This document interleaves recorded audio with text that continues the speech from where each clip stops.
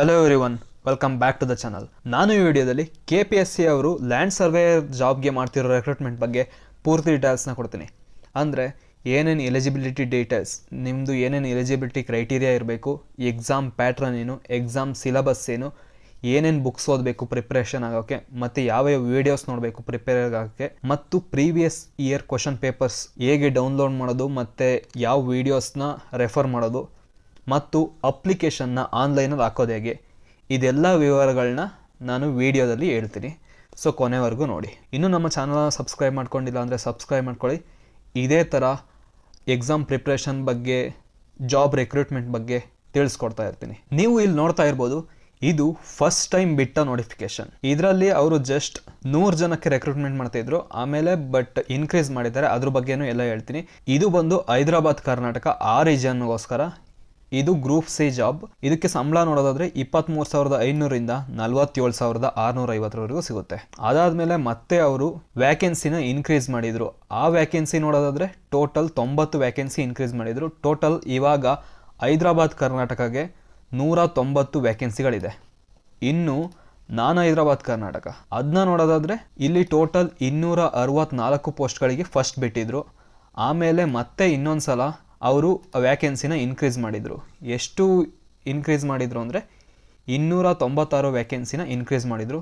So total ಇವಾಗ 560 ಜನಕ್ಕೆ ಇವರು ರೆಕ್ರೂಟ್ಮೆಂಟ್ನ ಮಾಡ್ತಿದ್ದಾರೆ. ಸೊ ಇಲ್ಲಿ ನೀವು ನೋಡ್ತಾ ಇರ್ಬೋದು, ಇದು ರೀಸೆಂಟಾಗಿ ಬಿಟ್ಟ ನೋಟಿಫಿಕೇಶನ್. ಉಳಿಕೆ ಮೂಲ ವೃಂದ ಅಂದರೆ ಹೈದರಾಬಾದ್ ಕರ್ನಾಟಕ ಬಿಟ್ಟು ಜಿಲ್ಲೆಗಳಿಗೆ 264, 100, ಆಮೇಲೆ ಮತ್ತೆ ಇನ್ಕ್ರೀಸ್ ಮಾಡಿರೋ 296, 90. ಸೊ ಟೋಟಲ್ ಇವಾಗ 750 ಜನಕ್ಕೆ ಇವರು ರೆಕ್ರೂಟ್ಮೆಂಟ್ನ ಮಾಡ್ತಿದ್ದಾರೆ.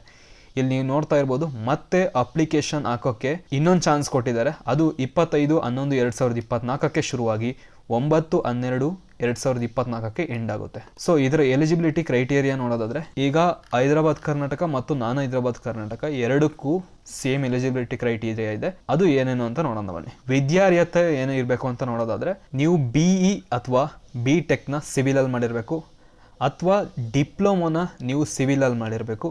ಈಗಿದ್ರೆ ಇದಕ್ಕೆ ಅಪ್ಲಿಕೇಶನ್ ಹಾಕ್ಬೋದು. ಅಥವಾ ನೀವು ಸೆಕೆಂಡ್ PUCನ CBSE ಅಥವಾ ICSEಯಲ್ಲಿ ಸೈನ್ಸ್ ಅಂದರೆ PCMC ಅಥವಾ PCMB ಅದರಲ್ಲಿ ಮಾಡಿರಬೇಕು. ನಿಮ್ಮ ಮಾರ್ಕ್ಸ್ ಅಂದರೆ ನಿಮ್ಮ ಪರ್ಸೆಂಟೇಜ್ ಬಂದು 60%ಗಿಂತ ಮೇಲಿರಬೇಕು. ಆಗಿದ್ರೆ ನೀವು ಇದಕ್ಕೆ ಅಪ್ಲೈ ಮಾಡ್ಬೋದು. ಅಥವಾ ಕರ್ನಾಟಕ ಸರ್ಕಾರ ನಡೆಸೋ ಲ್ಯಾಂಡ್ ಆ್ಯಂಡ್ ಸಿಟಿ ಸರ್ವೆ ಈ ಡಿಪ್ಲೊಮಾನ ತಗೊಂಡಿದ್ರು ಕೂಡ ನೀವು ಇದಕ್ಕೆ ಅಪ್ಲೈ ಮಾಡ್ಬೋದು. ಅಥವಾ ITI ಇನ್ ಸರ್ವೆ ಟ್ರೇಡ್ ಇದ್ರಲ್ಲಿ ಮಾಡಿದ್ರು ಕೂಡ ನೀವು ಅಪ್ಲೈ ಮಾಡ್ಬೋದು. ಸೊ ಇಲ್ಲಿ 12th ಡಿಪ್ಲೊಮೊ, ITI ಮತ್ತು BE BTech ಸಿವಿಲ್ ಮಾಡಿರೋರಿಗೆ ಅವಕಾಶ ಇದೆ. ಇದು ಬಂದು ಶೈಕ್ಷಣಿಕ ವಿದ್ಯಾರ್ಹತೆ. ಇನ್ನು ಅಪ್ಲಿಕೇಶನ್ ಫೀಸ್ ಎಲ್ಲ ಎಷ್ಟು ಅದನ್ನೆಲ್ಲ ನಾನು ಫಸ್ಟಾಗಲೇ ವಿಡಿಯೋ ಮಾಡಿದ್ದೀನಿ. ಆ ವಿಡಿಯೋ ಲಿಂಕ್ನು ಕೂಡ ನಾನು ಡಿಸ್ಕ್ರಿಪ್ಷನ್ ಕೊಟ್ಟಿರ್ತೀನಿ, ಅಥವಾ ನೀವು ನಮ್ಮ ಚಾನಲಲ್ಲಿ ಹೋಗಿ ನೋಡ್ಬೋದು. ಇನ್ನು ಆಯ್ಕೆಯ ವಿಧಾನ ನೋಡೋದಾದರೆ, ಫಸ್ಟು ಕನ್ನಡ ಭಾಷೆ ಪರೀಕ್ಷೆ ಇರುತ್ತೆ. ಇದು ಈ KPSC ಜಾಬ್ಗೆ ಕಂಪಲ್ಸರಿ. ನೀವು ಈ ಎಕ್ಸಾಮ್ನ ಪಾಸ್ ಆಗಿರಲೇಬೇಕು. ಆ ಎಕ್ಸಾಮ್ 150 ಮಾರ್ಕ್ಸ್ ಇರುತ್ತೆ. ಟೋಟಲ್ ನೀವು 50 ಮಾರ್ಕ್ಸ್ ಮೇಲೆ ತಗೊಂಡಿದ್ರೆ ಮಾತ್ರ ನೀವು ಸ್ಪರ್ಧಾತ್ಮಕ ಪರೀಕ್ಷೆಗೆ ಎಲಿಜಿಬಲ್ ಆಗ್ತೀರಾ. ಸೊ ನೀವು ಬರೀ ಕಾಂಪಿಟೇಟಿವ್ ಎಕ್ಸಾಮ್ ಬರೆದು ಕನ್ನಡ ಎಕ್ಸಾಮ್ ಬರೆದಿಲ್ಲ ಅಂದರೂ ತಗೊಳಲ್ಲ. ಸೊ ಈ ಕನ್ನಡ ಎಕ್ಸಾಮ್ ಪಾಸ್ ಆಗಿದ್ರೆ ಮಾತ್ರ ನೀವು ಇದಕ್ಕೆ ಎಲಿಜಿಬಲ್ ಇರ್ತೀರಾ. ಅದಾದಮೇಲೆ ನಿಮಗೆ ಕಾಂಪಿಟೇಟಿವ್ ಎಕ್ಸಾಮ್ ಇರುತ್ತೆ. ಇಲ್ಲಿ ನೀವು ನೋಡ್ತಾ ಇರ್ಬೋದು, ಇನ್ನೊಂದು ಆಪ್ಷನ್ ಕೊಟ್ಟಿದ್ದಾರೆ. ನೀವೇನಾದರೂ 29/11/2022 ಅಥವಾ ಅದಾದಮೇಲೆ ಕನ್ನಡ ಪರೀಕ್ಷೆನ ತಗೊಂಡಿದ್ರೆ ಅದೇ ಕನ್ಸಿಡರ್ ಮಾಡ್ತಾರೆ. ನೀವೇನು ಇನ್ನೊಂದು ಸಲ ಎಕ್ಸಾಮ್ ಬರೆಯೋಂಗಿಲ್ಲ. ಏನಾದ್ರು 29/11/2022ಕ್ಕಿಂತ ಮುಂಚೆ ಎಕ್ಸಾಮ್ ಬರೆದಿದ್ರೆ ನೀವು ಇನ್ನೊಂದು ಸಲ ಕನ್ನಡ ಎಕ್ಸಾಮ್ನ ಬರೆದು ಪಾಸ್ ಆಗಬೇಕು. ಇನ್ನು ಕಾಂಪಿಟೇಟಿವ್ ಎಕ್ಸಾಮ್ದು ಸಿಲಬಸ್ ಅಥವಾ ಪ್ಯಾಟ್ರನ್ ಏನಂತಾರೆ ನೋಡೋದಾದರೆ, ಸಾಮಾನ್ಯ ಪತ್ರಿಕೆ ಅದು 200 ಮಾರ್ಕ್ಸ್ ಇರುತ್ತೆ. ಅದ್ರ ಸಿಲಬಸ್ ಅದು ಹೇಗೆ ಪ್ರಿಪೇರ್ ಆಗೋದು, ಬುಕ್, ವಿಡಿಯೋ ಎಲ್ಲ ಹೇಳ್ತೀನಿ. ಇನ್ನು ನಿರ್ದಿಷ್ಟ ಪತ್ರಿಕೆ ಅದಕ್ಕೆ ನೋಡೋದಾದರೆ 200 ಮಾರ್ಕ್ಸ್ ಇರುತ್ತೆ. 2 ಗಂಟೆ ಎಕ್ಸಾಮ್ಸ್ ಇರುತ್ತೆ. ಇನ್ನು ಸಿಲಬಸ್ನ ನೋಡೋದಾದರೆ, ಜನರಲ್ ಪೇಪರ್ ಇದಕ್ಕೆ ಏನೇನು ಸಿಲೆಬಸ್ ಇದೆ ಹೇಳ್ತೀನಿ. ಫಸ್ಟು ಸ್ಪೆಸಿಫಿಕ್ ಪೇಪರ್ಗೆ ನೋಡೋಣ. ಈ ಸ್ಪೆಸಿಫಿಕ್ ಪೇಪರಲ್ಲಿ ಮ್ಯಾಥಮೆಟಿಕ್ಸ್, ಫಿಸಿಕ್ಸ್ ಮತ್ತು ಜಿಯೋಗ್ರಫಿ ಈ 3 ಮೇಲೆ ಕ್ವಶನ್ ಇರುತ್ತೆ. ಮ್ಯಾಥಮೆಟಿಕ್ಸ್ 70%, 100 ಕ್ವಶನ್ ಇದೆ ಅಂದರೆ 70 ಕ್ವಶನ್ ಮ್ಯಾಥಮೆಟಿಕ್ಸಿಂದ ಬರುತ್ತೆ. ಸೊ ಮ್ಯಾಥಮೆಟಿಕ್ಸಲ್ಲಿ ಏನೇನು ಸಿಲೆಬಸ್ ಇದೆ ಅಂತ ನೋಡೋದಾದರೆ, ಅರ್ಥಮೆಟಿಕ್ ನಂಬರ್ ಸಿಸ್ಟಮ್ ಇದರಲ್ಲಿ squares and square roots, cubes and cube roots ಇದೆಲ್ಲ ಬರುತ್ತೆ. ಅದರದ್ದು ಸ್ವಲ್ಪ ಡೀಟೇಲ್ಸ್ ಇಲ್ಲಿದೆ. ಈ ನೋಟಿಫಿಕೇಶನ್ ಲಿಂಕ್ ನಾನು ಡಿಸ್ಕ್ರಿಪ್ಷನ್ ಕೊಟ್ಟಿರ್ತೀನಿ. ನೀವು ಡೀಟೈಲಾಗಿ ಬೇಕು ಅಂದರೆ ಇದನ್ನ ಡೌನ್ಲೋಡ್ ಮಾಡ್ಕೊಂಡು ನೋಡ್ಕೋಬೋದು. ನಾನು ಜಸ್ಟ್ ಹೆಡ್ಡಿಂಗ್ಸ್ ಹೇಳ್ತಾ ಹೋಗ್ತೀನಿ. ಇನ್ನು set theory, sequence, matrices, permutation and combination, statistics, HCF, LCM.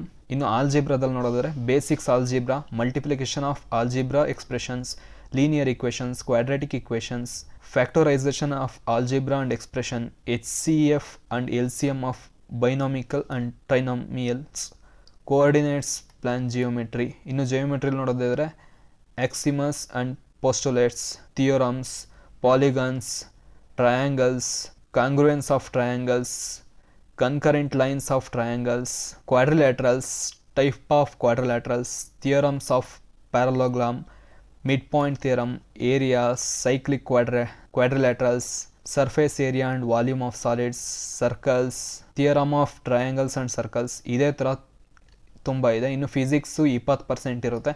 ಇದರಲ್ಲಿ magnetism, electricity, electromagnetic radiations, electronics, dynamics ಇದೆಲ್ಲ ಇರುತ್ತೆ. ಇನ್ನು ಈಟ್, ಲೈಟ್ ಇದ್ರ ರಿಲೇಟೆಡ್ ಕ್ವಶನ್ಸ್ ಎಲ್ಲ ಇರುತ್ತೆ. ಇದನ್ನ ಒಂದ್ಸಲ ಡೌನ್ಲೋಡ್ ಮಾಡ್ಕೊಂಡು ನೋಡ್ಕೊಳ್ಳಿ. ಇನ್ನು ಜಿಯೋಗ್ರಫಿ 10%, ಅಂದರೆ 100 ಕ್ವಶನ್ ಇದ್ದರೆ 10 ಕ್ವಶನ್ ಜಿಯೋಗ್ರಫಿಯಿಂದ ಬರುತ್ತೆ.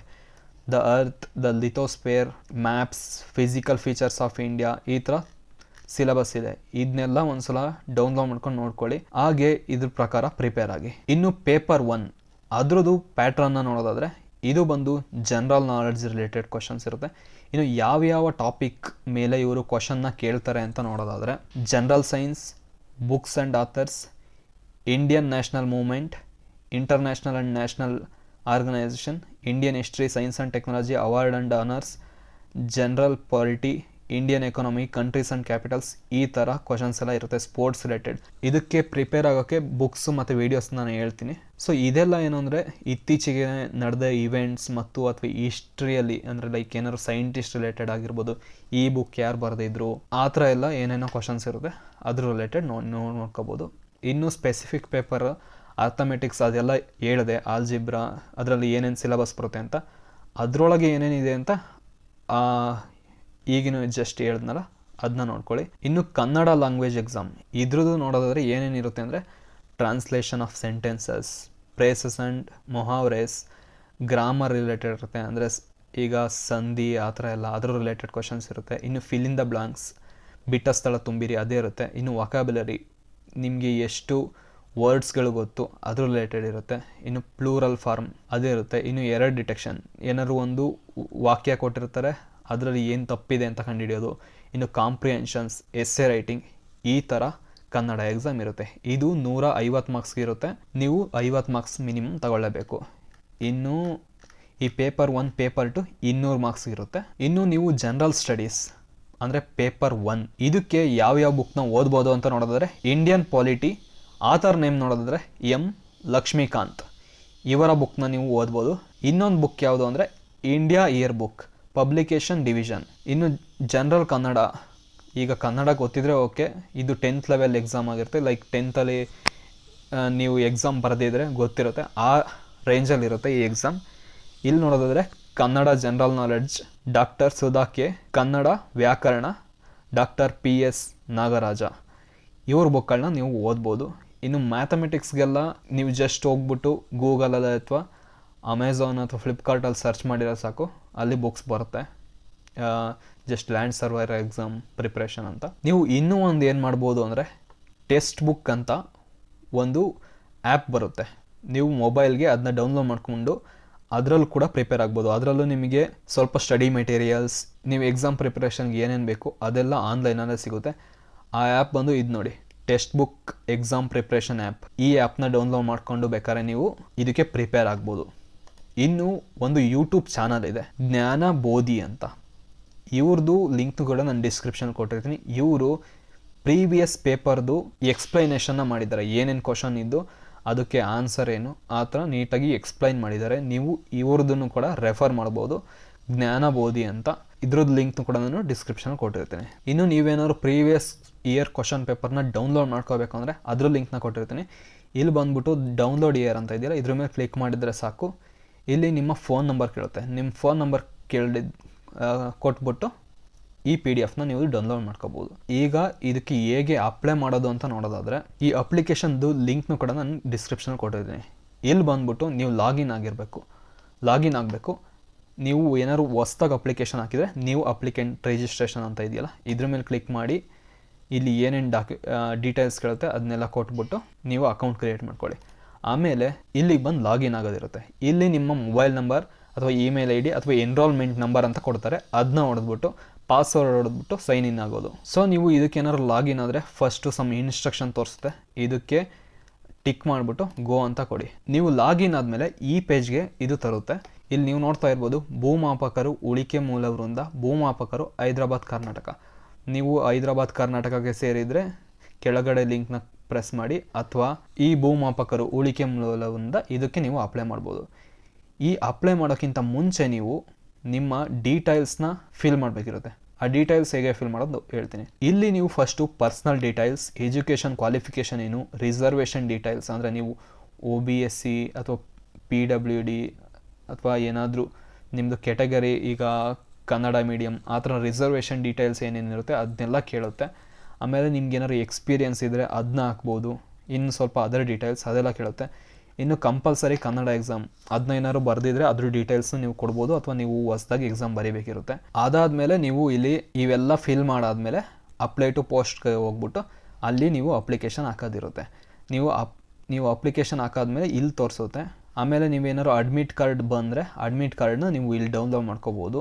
ಯಾವ ಬೋರ್ಡ್ ಅಂದರೆ CBSEನೋ ICSEನೋ ಅಥವಾ ನಾರ್ಮಲ್ ಈಗ ಕರ್ನಾಟಕ ಬೋರ್ಡ್ ಇರುತ್ತಲ್ಲ ಅದನ್ನ ಚೂಸ್ ಮಾಡಬೇಕು. ಅದಾದಮೇಲೆ ಆಪ್ಷನ್ ಕೇಳುತ್ತೆ CBSE ಮ್ಯಾನ್ಯುವಲ್ ಎಂಟ್ರಿ ಅಥವಾ CBSE passed on or after year 2004 ಅಂತ.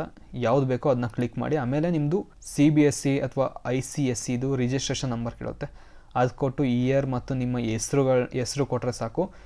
ಈ ಎಲ್ಲ ಡಾಟಾ ಅದೇ ಆಟೋಮೆಟಿಕ್ ಫೇಚ್ ಮಾಡಿ ಇಲ್ಲಿ ತೋರಿಸುತ್ತೆ. ಇಲ್ಲ ಅಂದರೆ ನೀವು 2004ಕ್ಕಿಂತ ಮುಂಚೆ ಏನಾದರೂ 10th ಆಗಿದ್ದರೆ ನೀವು ಮ್ಯಾನ್ಯುವಲ್ ಆಗಿ ಎಂಟ್ರಿ ಮಾಡಬೇಕಿರುತ್ತೆ. ಸೊ ಈ ರೀತಿ ಅಪ್ಲಿಕೇಶನ್ ಹಾಕೋದಿರುತ್ತೆ. ಸೊ ನಾನು ಹೇಳ್ದಾಗೆ ಈ ವಿಡಿಯೋದಲ್ಲಿ eligibility criteria, exam pattern, exam syllabus, books, videos, previous paper ಮತ್ತು ಹೇಗೆ ಅಪ್ಲೈ ಮಾಡೋದು ಎಲ್ಲ ಡೀಟೇಲ್ಸ್ನ ಕೊಟ್ಟಿದ್ದೀನಿ. ಸೊ ಯಾರೆಲ್ಲ ಈ ಜಾಬಲ್ಲಿ ಇಂಟ್ರೆಸ್ಟ್ ಇದ್ದೀರಾ ಅವರು ಅಪ್ಲೈ ಮಾಡಿ, ಎಕ್ಸಾಮ್ಗೆ ಚೆನ್ನಾಗಿ ಪ್ರಿಪೇರ್ ಆಗಿ. All the best. Thank you.